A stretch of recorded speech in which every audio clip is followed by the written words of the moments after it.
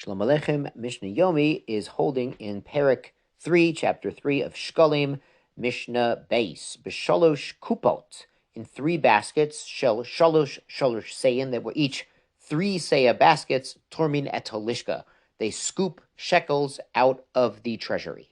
As we noted yesterday, it was 3 times a year they would go in and scoop out the shekels that had been deposited, the half-shekel coins for temple use, and every time they did it, they scooped out 3 big baskets full of shekels.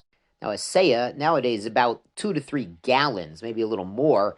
So we're talking about, 7 to 10 gallons worth of shekels in each of these 3 baskets. So Mishnah continues, "V'katuv behen," and on the baskets they wrote Aleph, Bet, Gimel. ABC, 1, 2, 3, so you know which basket was scooped first because you'll spend that money first. Rabbi Yishmael says Yevonit katuv ben. It actually wrote it in Greek, Alpha, Beta, Gamla. They wrote Alpha, Beta, Gamel. And these are Greek letters. People are familiar with Greek letters, but the Mepharshim there's another reason. There's a pasuk back in Noach, Vayaft Hashem leyefet. Hashem will beautify Yefet, Yishkan b'halei Shem, and something from Yefet will dwell in the tent of shame. So the most beautiful language of Yefet is Yevani, is Greek. Our sages say Greek is a beautiful language. Other people might quibble with that. Maybe Spanish speakers might disagree.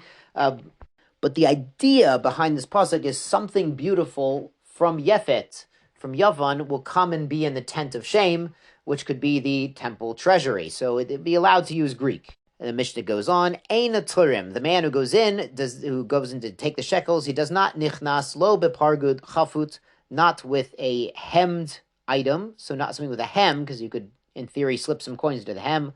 Lo beminol, not with a shoe, because you could put coins in the shoe. Lo besandal, and not with a sandal. V'lo betefillin, not with tefillin. Lo bekamiyah, not with an amulet. Shema yoni, maybe this person will get poor. V'yomru, and people will say about him, me'avono lishka yoni. He got poor because he stole a coin from the lishka in his hem, in his tefillin. O Shema Yasher, or maybe he'll get rich. V'yomer mitrumot lishka yasher, and they'll say he got rich from sneaking coins out. So they took these precautions that he shouldn't have a way to sneak money out. Lefisha adam tzorich letzei yidei chabriut. A person must be yotze, must sort of satisfy the suspicions of other people. Kader tzorich letzei yidei amakum. Just like he has to satisfy God's watchful eye. Shenemar v'yitem nikim meshem Yisrael. The pasuk says, it's in Bamidbar 32, it says, you will be clean from Hashem and from Israel. You have to be clean in their eyes. V'omer, and it also says, Motza hein v'sechel tov b'nei elokim v'adam. And you will find favor and understanding of good. You'll be understood to be good in the eyes of Hashem and man. So you'll notice in both of these psukim that Hashem is put first because it's actually easier to make Hashem happy, and Hashem knows what you really think and what you're really doing, and Hashem understands you're not doing anything wrong, but people might not. People are more suspicious and more exacting than Hashem is.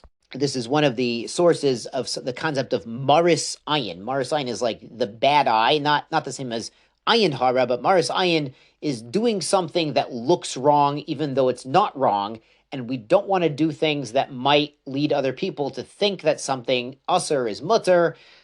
There's an interesting tshuva I saw years ago from Rav Moshe about using lights on a timer on Shabbos, and he said nowadays everybody, and this was decades ago already, he says nowadays everybody knows that there's such thing as timers and lights on timers, and it's really not a problem of Maris Ayin, but back when it was first invented and people hadn't heard of it, it was probably a problem of Maris Ayin to use timers, but that was way back when. Nowadays everybody knows, so it's not suspicious, but you see there's this idea of being above suspicion.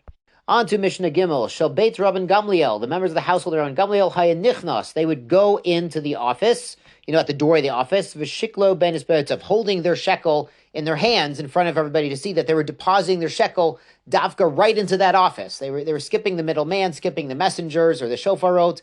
They were putting it right in. V'zorko lifnei Torah, they throw the coin right in front of the guy who's scooping out the baskets of coins. V'torah mitkaven dachvel lekupa. And the person who's scooping the coins would make sure to get that coin into his bucket. And it seems like Rabban Gamliel really wanted to make sure his coin was used for the karbanos. We're going to see later that the coins they scooped out were for the offerings. The leftover coins would be reassigned to other purposes. So he really wanted his coin to be used for that. as sort of as an extra hitter. Obviously, not everyone can do such a thing; it'd cause commotion. The Mishnah goes on, Eina torim ad yomer lahem etrom. So the person scooping the coins doesn't actually scoop the coins until he tells the officers, the gizbar, the administrators, and the accountants and the officials of the temple. He tells them, I'm going to scoop it out. Vehen omrim lo, and they tell him, they give him the order, trom, trom, trom, shalosh pamim. They tell him 3 times to go ahead and do it. The Bartanura says we usually require 3 times before something done in public to show it's being done on behalf of the community. We have this also by Ketziras HaOmer. When we learn Menachos, we'll learn that when they cut the Omer, they made a big public spectacle, and they had the guy cutting would say it 3 times, and the officials would say it 3 times to emphasize this is a public event. Yashar Kochachem, and a good Shabbos.